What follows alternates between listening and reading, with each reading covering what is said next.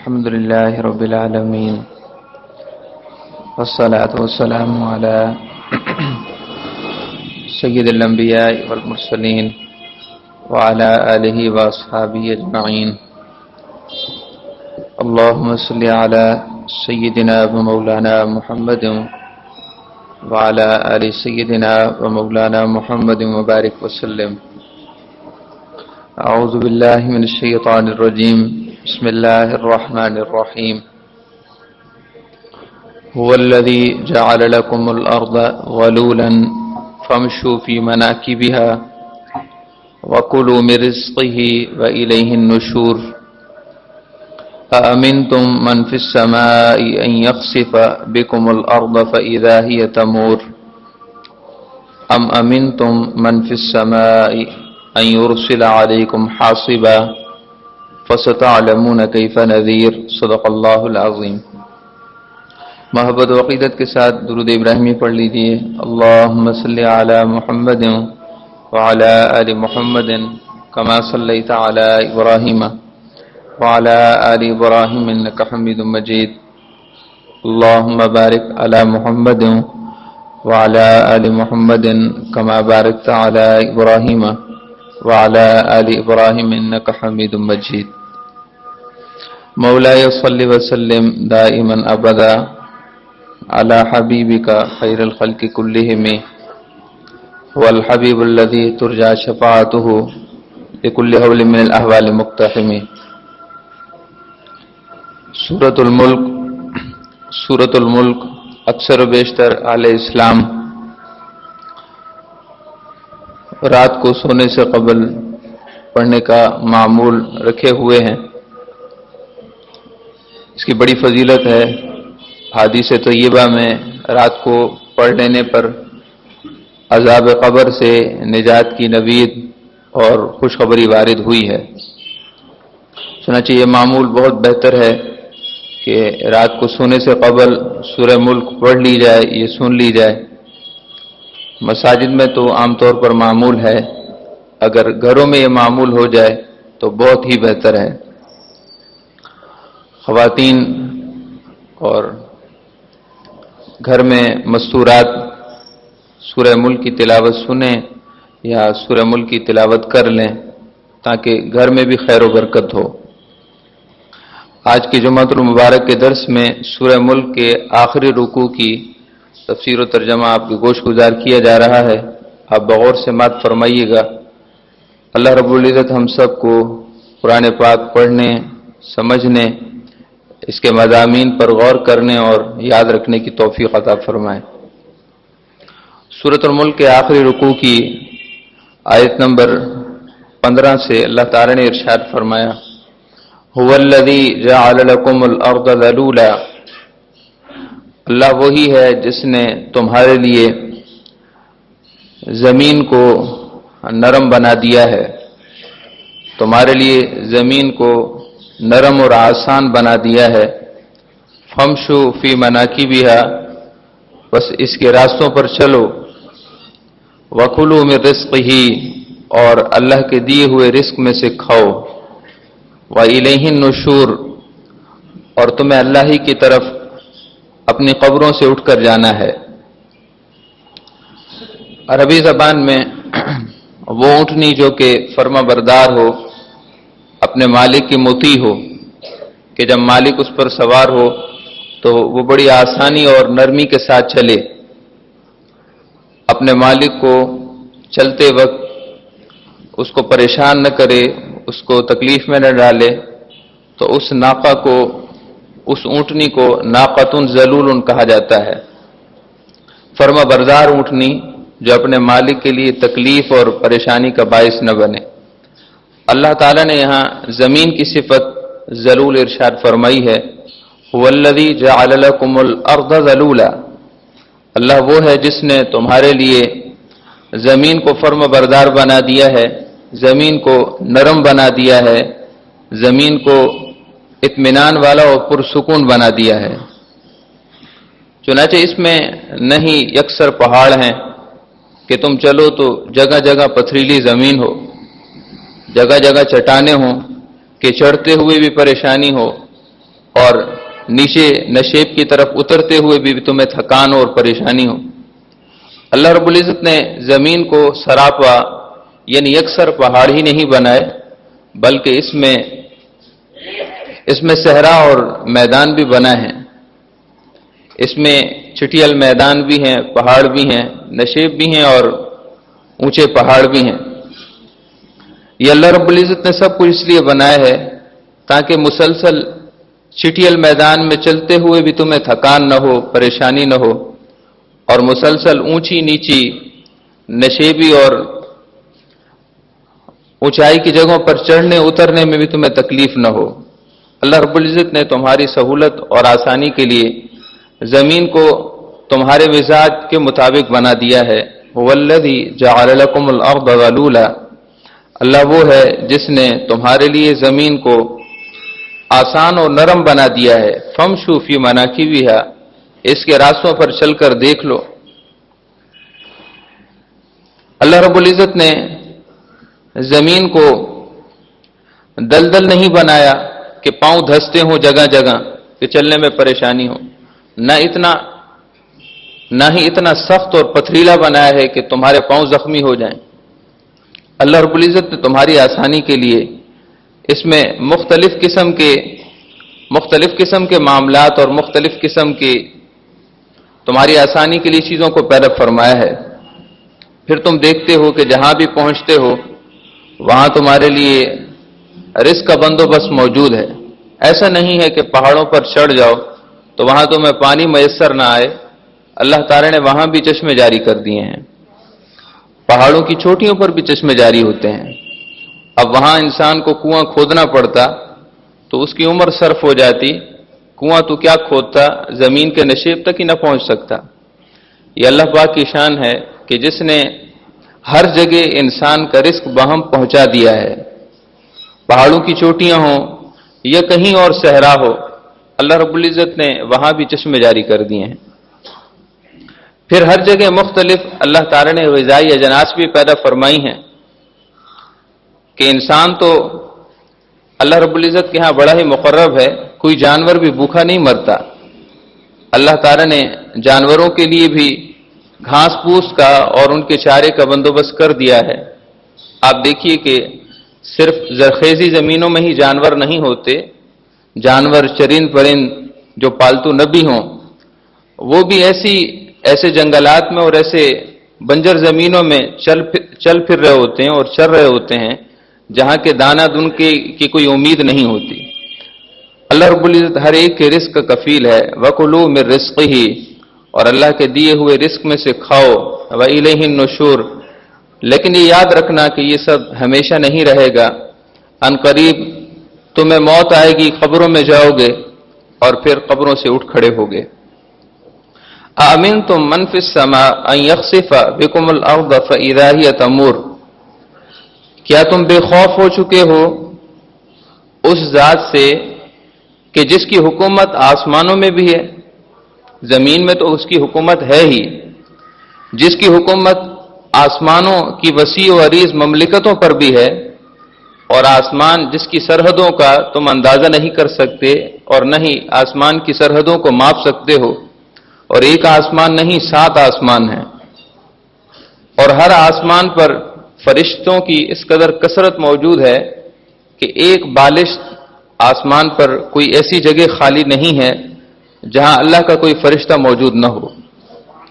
تو جس ذات کی حکومت آسمانوں میں بھی ہے، کیا تم اس سے بے خوف ہو گئے کہ یخسف بکم الارض فاذا هی تمور، کہ زمین تھر تھر کانپنے لگے اور وہ تمہیں زمین میں غرق کر دے، زمین تمہیں اپنے گھروں سمیت اپنے اندر جذب کر لے، زمین تمہاری کاروبار تمہاری آبادیوں سمیت اپنے سینے میں تمہیں دبوچ لے، کیا تم اس ذات سے بے خوف ہو گئے ہو؟ أَأَمِنْتُم مَّن فِي السَّمَاءِ، کیا وہ ذات جس کی سلطنت، جس کی سطوت، جس کی حکومت آسمانوں میں بھی ہے، کیا تم اس سے بے خوف ہو چکے؟ أَن يَخْسِفَ بِكُمُ الْأَرْضَ فَإِذَا هِيَ تَمُورُ، کہ اس کے حکم سے زمین تمہیں اپنے اندر دبوچ لے، غرق کر دے، فَإِذَا هِيَ تَمُورُ، کہ پس وہ اچانک کانپنے لگے۔ اچانک تھر تھرانے لگے. تمور عربی زبان میں اس کا مطلب ہوتا ہے تستجو و تہتزو، زمین کا ہچکولے کھانا، زمین کا تھر تھر کانپنا. چنانچہ جہاں کہیں زمین میں ہچکولے آتے ہیں، زلزلوں کی ابتدا ہوتی ہے، زمین ہچکولے کھاتی ہے اور بوچھال آتے ہیں، تو پھر وہاں ہر شخص کو اپنی جان کی پڑ جاتی ہے. بڑے سے بڑا متکبر انسان بھی اس وقت اپنے آپ کو بہت حقیر سے سمجھنے لگتا ہے. تو اللہ تعالیٰ نے ارشاد فرمائے کہ کیا تم اس ذات سے بے خوف ہو کہ تمہاری حیثیت تو صرف اتنی سی ہے کہ زمین چند لمحوں کانپے تو تمہارا سارا تکبر اور رعونت باہر آ جائے، اور تمہاری ساری سرکشی وہ تمہاری عز و انکساری میں بدل جائے. تو کیا تم اس ذات سے بے خوف ہو چکے ہو؟ اَأَمِنْتُمْ مَنْ فِي السَّمَاءِ أَنْ يُرْسِلَ عَلَيْكُمْ حَاصِبًا، کیا تم نڈر ہو گئے، بے خوف ہو گئے اس ذات سے کہ جس کی حکومت آسمانوں میں بھی ہے، أَنْ يُرْسِلَ عَلَيْكُمْ حَاصِبًا، کہ وہ تم پر پتھر برسانے والی ہوا بھیج دے.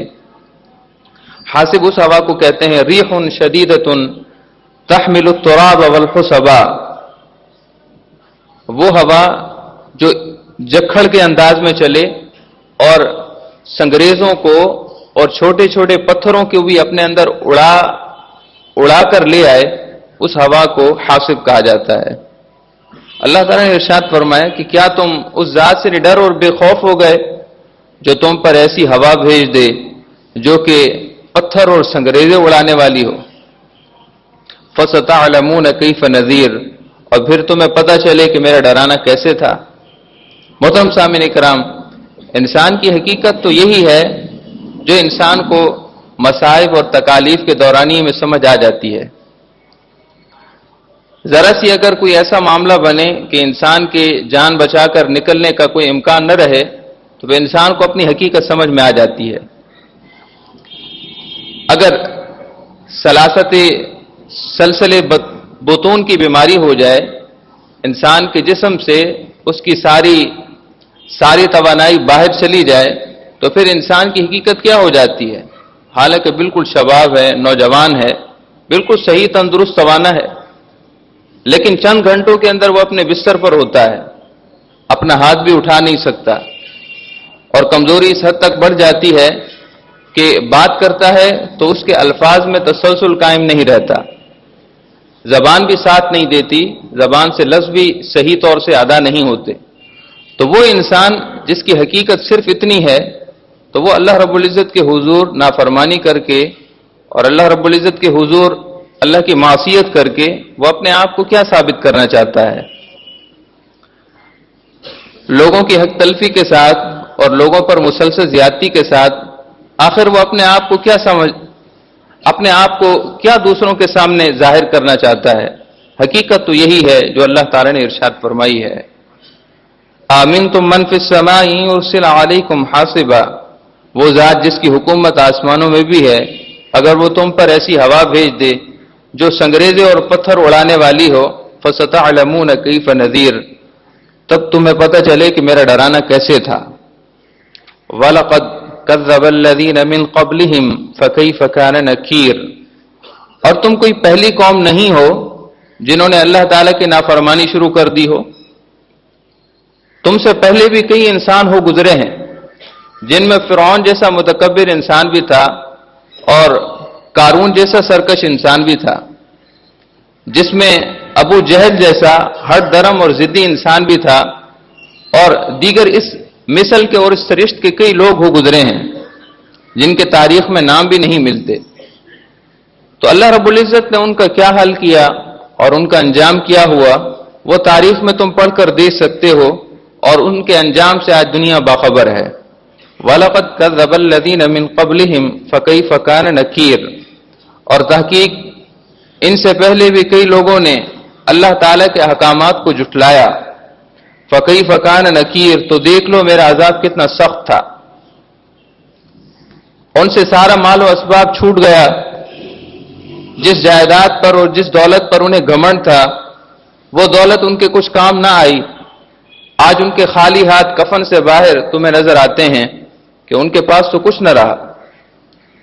کفن کی 2 چادریں وہ بھی اگر رہ گئیں سلامت تو رہ گئیں، ورنہ تو ان کے جسم، ان کے گوشت زمین کی مٹی میں مل گئے اور ان کی ہڈیاں ریزہ ریزہ ہو گئیں. آج ان کا نام لینے والا کوئی نہیں ہے. وَلَقَدْ كَذَّبَ الَّذِينَ مِن قَبْلِهِمْ، جن لوگوں نے ان سے پہلے جھٹلایا، فَكَيْفَ كَانَ نَكِيرٌ، تو دیکھ لو میرا عذاب کتنا سخت تھا. انسان کو اپنی صورت پر، اپنی اچھی صورت پر گھمنڈ نہیں کرنا چاہیے، نہ اپنے اچھے لباس پر گھمنڈ کرنا چاہیے، اور نہ ہی انسان کو اپنی جائیداد پر اور اپنی ظاہری عزت اور دنیا کی رونق پر گھمنڈ کرنا چاہیے. یہ چند دن کا کھیل ہے، یہ چند دن کی کہانی ہے. اس کے بعد نام انہی کا زندہ رہے گا جنہوں نے اللہ کا نام زندہ رکھا. نام انہی کا زندہ رہے گا جنہوں نے اللہ کے نام سے اپنا دل زندہ رکھا، اور جنہوں نے اپنی زندگی اس طرح گزاری کہ اپنا نام زندہ کرتے رہے لیکن اپنے دل کو مردہ کر دیا. اللہ کے ذکر، اللہ کی یاد، اللہ کے احکام، قرآن اور حدیث کے مطابق زندگی گزارنے میں وہ ناکام ثابت ہوئے تو آخرت کی زندگی میں بھی ان کا کوئی کام نہیں ہوگا، نہ ان کا کوئی نام ہوگا اور نہ ان کی کوئی شان ہوگی. فَسَتَعْلَمُونَ كَيْفَ نَذِيرٌ فَكَيْفَ كَانَ نَكِيرٌ، تو دیکھ لو میرا عذاب ان لوگوں پر کتنا سخت تھا کہ جنہوں نے اللہ کے مقابلے میں اپنی صلاحیتوں پر تکبر کیا تھا. اولم یروا الی الطیر، اللہ کی قدرت دیکھنا چاہتے ہو تو ذرا سر آسمان کی طرف اٹھاؤ اور فضاؤں میں اڑنے والے پرندوں ہی کو دیکھ لو. اس فضا میں اڑنے والے کئی پرندوں کو دیکھ لو جو تمہیں اللہ تعالی کی قدرت تمہیں سمجھا دیں گے. اولم یروا الی الطیر، کیا انہوں نے اپنے اوپر پرندوں کو نہیں دیکھا؟ صافات ویقبضن، جو ہوا میں اس طرح اڑتے ہیں کہ کبھی اپنے پر پھیلا دیتے ہیں، کبھی اپنے پر سکیڑ دیتے ہیں.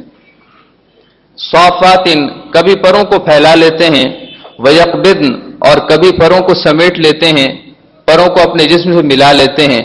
اس طرح وہ ہوا میں اڑ رہے ہیں، ذرا دیکھو تو صحیح. اور غور کرو کہ اثناء پرواز کے دوران جب وہ اپنے پروں کو پھیلاتے ہیں اور سکیڑتے ہیں، ان کو یہ ڈھنگ کس نے سکھایا ہے؟ ان کو یہ اڑنے کا طریقہ کس نے سکھایا ہے؟ جب ان کے انڈوں سے چوزے نکلتے ہیں تو ان کو تو خود بخود سمجھ آ جاتی ہے کہ ہمیں فضا میں اڑنا کیسے ہے. چنانچہ جب وہ چوزے اڑنے کی کوشش کرتے ہیں تو وہ اسی طرح کرتے ہیں، پرندوں کے وہ چوزے پر پھیلاتے ہیں اور سکیڑتے ہیں، آہستہ آہستہ ہوا میں اڑنا شروع کر دیتے ہیں. ان کو یہ اڑنے کا ڈھنگ کس نے سکھایا؟ اڑنے کا طریقہ کس نے سکھایا ہے؟ ایک چھٹانگ جتنا وزنی ایک پتھر ہو یا اس کا ٹکڑا ہو، ذرا آسمان کی طرف اس کو پھینک کر دیکھو، وہ فوراً نیچے گر جائے گا، حالانکہ اس کا وزن تو صرف ایک چھٹانگ کے برابر ہے. سوئی جیسی باریک چیز کو آسمان کی طرف پھینکو، وہ دوبارہ زمین پر گر جائے گی.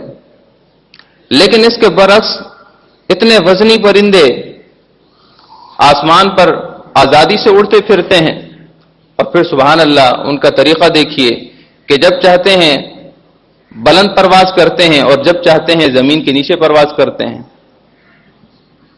یہ سب کس کی کارسازی ہے اور کسی کی قدرت کے کرشمے ہیں؟ یقیناً یہ اللہ ہی ہے جس نے پرندوں کو اس طرح آسمان پر قائم رکھا ہے. اولم یروا الی الطیر، کیا انہوں نے پرندوں کی طرف نہیں دیکھا؟ فوقہم صافات ویقبضن، جو ان کے سروں کے اوپر محو پرواز ہیں، اس طرح کہ کبھی پروں کو پھیلا دیتے ہیں، کبھی سکیڑ دیتے ہیں. ما یمسکہن الا الرحمن، کسی دھوکے میں مت رہنا، ان کو اڑانے والا رحمان ہے. ان کو فضا میں قائم رکھنے والی رحمان کی ذات ہے جس نے اپنی رحمت برسائی اور ان کو اڑنے کا ڈھنگ بھی سکھایا، اسباب بھی مہیا کیے، اور انہی اسباب سے تم پھر مختلف چیزوں کو فضا میں اڑنے والا بنا لیتے ہو. انہ بکل شیء بصیر، بے شک اللہ تعالی ہر شے کو خوب دیکھ رہا ہے، اس کی ہر شے پر خوب نگاہ قدرت ہے اور گہری نظر ہے، کوئی چیز اس کی نظر قدرت سے باہر نہیں ہے. امن ھذا الذی ھو جند لکم ینصرکم من دور الرحمن، اے اللہ کے احکامات کے منکروں، اللہ کی نافرمانی کرنے والوں، کون سا ایسا لشکر ہے جو رحمان کے خلاف تمہاری مدد کر سکے؟ قیامت کے دن جب تم اعمال سے بے سر و سما آؤ، تمہارے پاس اعمال کچھ نہ ہو، تمہارے پاس نیک اعمال کا سرمایہ نہ ہو، اور تم خالی ہاتھ تہی دامن اللہ کی بارگاہ میں آؤ، تو کون سا ایسا لشکر ہوگا جو تمہاری رحمان کے خلاف مدد کر سکے؟ کہ رحمان تمہارے گناہوں پر عتاب فرمائے، ناراضگی فرمائے اور تمہیں عذاب دینے کا ارادہ فرما لے، تو پھر کون سا لشکر ہے جو تمہیں اللہ کے عذاب سے چھڑا سکے، تمہیں اللہ تعالی کی گرفت سے بچا سکے، اللہ کی پکڑ سے تمہیں اپنی پناہ دے سکے؟ کوئی نہیں ہے۔ ان الکافرون الا فی غرور، کافر نافرمان نرے دھوکے میں ہیں، ان کو دھوکہ اور فریب ہے کہ بروز محشر یوں ہی بخشے جائیں گے اللہ رب العزت کی بارگاہ میں، رحمان کی بارگاہ میں، تو وہی کامیاب اور بامراد ہوگا جس نے اللہ کے احکام کی تعمیل میں زندگی گزاری ہوگی۔ امن ھذا الذی یرزقکم ان امسک رزقا، بتاؤ وہ کون ہے کہ اگر رحمان اپنا رزق تمہیں دینا بند فرما دے تو کون ہے جو تمہیں اللہ تعالیٰ کا رزق دوبارہ دلا سکے؟ امن ھذا الذی یرزقکم ان امسک رزقا، کیا کوئی ایسی ذات ہے جو تمہیں رزق دے؟ ان امسک رزقا، کہ اگر رحمان اپنا رزق دینا ترک فرما دے، تمہیں اللہ تعالیٰ رزق نہ دے تو پھر کون ہے جو تمہیں رزق دے گا؟ رازق وہی ہے، اور کون ہے جو رزق دے سکے؟ بل لجوا فی عتب و نفور، اکثر لوگ سرکشی میں ہیں اور حق سے نفرت کرنے میں بہت دور نکل گئے ہیں۔ انہیں حق کی بات سمجھ میں نہیں آتی، حق کی بات سنیں تو ان کے کان سننا گوارا نہیں کرتے، اور اگر سن بھی لیں تو سمجھ میں نہیں آتی۔ بل لجوا فی عتب و نفور، وہ سرکشی اور حق سے نفرت میں لجو بہت دور نکل گئے ہیں۔ وہ سمندر جو بہت گہرا ہو، وہ دریا جو بہت گہرا ہو، اس کو لج سے تعبیر کیا جاتا ہے، لام اور جیم کا مادہ ہے، جیم کے اوپر تشدید ہے۔ وہ سمندر جو بہت گہرا ہو تو اس کو بحر اللجہ کہتے ہیں۔ اللہ تعالیٰ نے ارشاد فرمایا کہ جس طرح سمندر گہرے ہو جاتے ہیں کہ ان میں کوئی اتر نہیں سکتا، ایسے ہی یہ لوگ حق سے نفرت میں اور سرکشی میں بہت دور نکل گئے ہیں۔ افمن یمشی مکبا علی وجہہ اہدی امن یمشی سویا علی صراط مستقیم، خود عقل والے ہو فیصلہ کر لو کہ ایک شخص سیدھے راستے پر سیدھا چل رہا ہے اور دوسرا شخص ٹیڑھے راستے پر منہ کے بل چل رہا ہے، بتاؤ سیدھا کون ہے، صحیح راستے پر کون ہے؟ افمن یمشی مکبا علی وجہہ، ایک وہ شخص ہے جو منہ کے بل چلے، امن یمشی سویا علی صراط مستقیم، اور ایک وہ ہے جو سیدھا چلے اور سیدھے راستے پر چلے، بتاؤ اہدا، ان دونوں میں ہدایت والا کون ہے؟ ان دونوں میں ثواب دید پر کون سا ہے اور صحیح راستے پر کون سا ہے؟ رائے کس کی ٹھیک ہے؟ یقیناً وہی جو سیدھے راستے پر سیدھا چلے وہ صحیح ہے، اور جو منہ کے بل الٹا چلے وہ غلط ہے۔ قل هو الذی انشأکم وجعل لکم السمع والابصار والافئدہ قلیلا ما تشکرون، اے حبیب صلی اللہ علیہ وسلم آپ اعلان فرما دیجئے کہ اللہ ہی ہے جس نے تمہیں عدم سے وجود دیا، تمہارا تو کوئی نام و نشان بھی نہ تھا، تمہارا تو کوئی وجود ہی نہ تھا، تمہارا تو کوئی تعارف بھی نہ تھا، تمہیں تو کوئی جانتا پہچانتا بھی نہ تھا، وہ اللہ ہی ہے جس نے تمہیں عالم آدم سے وجود دیا، تمہاری ماؤں کے بطون میں تمہاری پرورش کی، تمہیں انسان بنایا، شکل و صورت دی، اور جب تم اس عالم دنیا میں آئے تو اس نے تمہارے ماں باپ بنائے، تمہارے بہن بنائے، بھائی بنائے، تمہارے لیے رزق روزگار کا بندوبست کیا، تمہیں بولنا سکھایا، بولنے کے لیے زبان عطا کی، تمہیں دیکھنے کے لیے آنکھیں عطا کی، پکڑنے کے لیے کان عطا کیے، اور سمجھنے اور سوچنے کے لیے دماغ اور دل عطا کیا، وہ اللہ ہی ہے۔ قلیلا ما تشکرون، لیکن تم بہت کم شکر کیا کرتے ہو، اور تمہاری ناشکری کا عالم یہ ہے کہ تم سے 5 وقت کی نماز بھی نہیں پڑھی جاتی، جمعہ مسجد میں آ جاتے ہو اور سمجھتے ہو کہ تم حقیقی مسلمان ہو، نماز تم سے پڑھی نہیں جاتی، اللہ کے حضور 5 وقت کی اذان ہوتی ہے تو تم 2 سجدے شکر کے ادا نہیں کر سکتے اور تم کہتے ہو کہ ہم نے اللہ رب العزت کی بندگی اختیار کی ہوئی ہے۔ دنیا کے حرص و ہوس، طمع اور لالچ نے تمہیں ایسا اندھا کر دیا ہے کہ تمہیں 5 وقت کی نماز کا ٹائم نہیں ہے۔ قلیلا ما تشکرون، تم بہت کم شکر کیا کرتے ہو۔ قل هو الذی انشأکم، آپ فرما دیجیے اللہ وہی ہے جس نے تمہیں پیدا کیا۔ وجعل لکم السمع، جس نے تمہیں کان دیے، والابصار، جس نے تمہیں آنکھیں عطا کی، والافئدہ، اور تمہیں سوچنے کے لیے دل عطا کیا۔ قلیلا ما تشکرون، بہت کم شکر کیا کرتے ہو۔ قل هو الذی ذرأکم فی الارض والیہ تحشرون، اے حبیب صلی اللہ علیہ وسلم آپ اعلان فرما دیجئے کہ اللہ ہی ہے جس نے تمہیں زمین میں پھیلا دیا ہے، زمین میں مختلف قوموں میں بانٹ دیا ہے، تمہیں مختلف مملکتوں اور ملکوں میں بسا دیا ہے، تمہیں مختلف قوموں کے ساتھ جوڑ دیا ہے، تمہیں مختلف بولیوں اور زبانوں والا بنا دیا ہے، تمہیں مختلف خاندانوں میں تقسیم کر دیا ہے۔ یہ سب اللہ تعالی کی قدرت کے کرشمے ہیں۔ قل هو الذی ذرأکم فی الارض، آپ فرما دیجئے کہ وہ اللہ ہی ہے جس نے تمہیں زمین میں پھیلا دیا ہے، اور جو پھیلا سکتا ہے وہ تمہیں جمع بھی کر سکتا ہے۔ وَإِلَيْهِ تُحْشَرُونَ،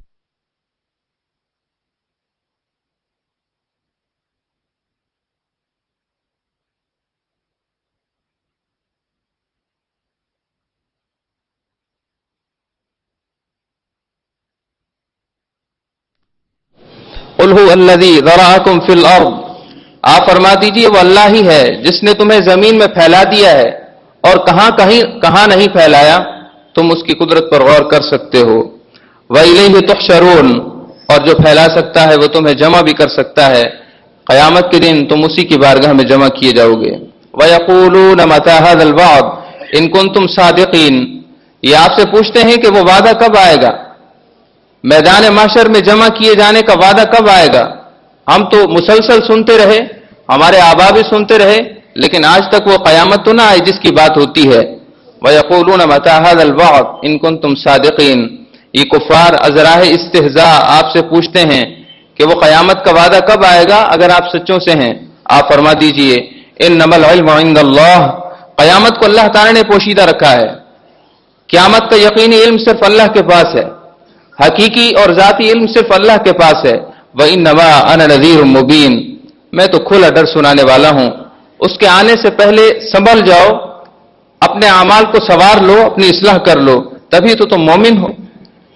فَلَمَّا رَأَوْهُ زُلْفَةً سِیئَتْ وُجُوهُ الَّذِینَ كَفَرُوا، لیکن یاد رکھو کہ جب قیامت کا وعدہ آئے گا، قیامت کا ہولناک منظر آئے گا، سیدنا اسرافیل علیہ السلام وہ اندوہناک اور ہولناک سور پھونکیں گے تو اس کی آواز سن کر سیئت وجوہ الذین کفروا، اللہ کے نافرمانوں کے چہرے بگڑنے لگیں گے۔ وقیل ھذا الذی کنتم بہ تدعون، اور انہیں کہا جائے گا یہی تو وہ وعدہ تھا جس کا تم مطالبہ کیا کرتے تھے۔ اس دن جب سیدنا اسرافیل علیہ السلام کے سور پھونکنے کی آواز آئے گی تو اللہ تعالیٰ کے نافرمانوں کے چہرے خوف کے مارے بگڑ جائیں گے، ان کے رخساروں کی لالی اور سرخی غائب ہو جائے گی، چہروں سے بشاشت ختم ہو جائیں گی، اور جوان بوڑھے ہو جائیں گے، حاملہ عورتیں اپنا حمل گرا دیں گی، ہونٹ لٹکنے لگیں گے، زبان باہر نکل آئے گی، اور آنکھیں اندر کی طرف دھستی جائیں گی، اور اس وقت لوگ دماغی توازن کھو بیٹھیں گے، لگتا ہوگا یہ کہ یہ پاگل ہے، مجنون ہے، حالانکہ وہ صحیح اور تندرست ہوں گے۔ وقیل ھذا الذی کنتم بہ تدعون، انہیں کہا جائے گا یہی تو قیامت تھی جس کا تم مطالبہ کرتے تھے۔ یہ سورہ ملک کی آخری رکوع کی چند آیات کی تفسیر تھی۔ آپ کو فرصت ہو اور وقت ملے تو سورہ ملک جس سے تلاوت کرتے ہیں، کبھی رات کو عشاء کے بعد اس کا ترجمہ بھی سماعت فرمائیے اور ترجمہ بھی پڑھیے اکیلے بیٹھ کر، تاکہ آپ کو معلوم ہو سکے کہ اس میں اللہ رب العزت نے کیا کچھ ارشاد فرمایا ہے۔ اللہ تعالی ہم سب کو عمل کرنے، اپنی اصلاح کرنے، خاص طور پر 5 وقت کی نماز کی پابندی کرنے کی توفیق عطا فرمائے، سنت ادا فرمائے۔